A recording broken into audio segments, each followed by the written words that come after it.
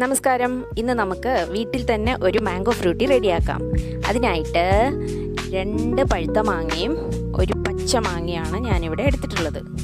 മാങ്ങ ചെറുതായി കഷ്ണങ്ങളാക്കി മുറിച്ച് തോലിൽ നിന്നെല്ലാം മാറ്റി ഇതുപോലെ വൃത്തിയാക്കി എടുക്കണം.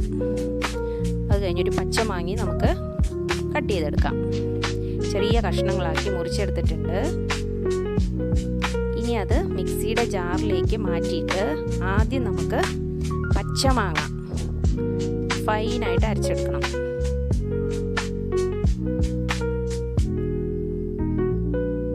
അരച്ച ശേഷം നന്നായി അരിഞ്ഞു വന്നിട്ടുണ്ട്.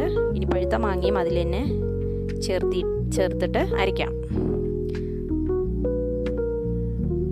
നന്നായി അരച്ച ശേഷം അതൊരു പാനിലേക്ക് മാറ്റിയിട്ട് ആവശ്യത്തിനുള്ള പഞ്ചസാരയും നമുക്കതിലേക്ക് ആവശ്യമുള്ളത്ര വെള്ളവും ചേർത്ത് തിളപ്പിച്ചെടുക്കണം.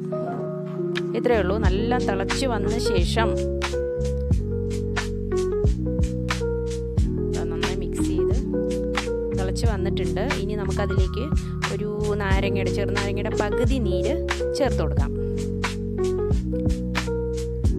റെഡി ആയിട്ടുണ്ട്. ഇത്രയേ ഉള്ളൂ. നമുക്ക് നല്ല ടേസ്റ്റി ആയിട്ടുള്ളൊരു ഫ്രൂട്ടി വീട്ടിൽ തന്നെ റെഡിയാക്കാം.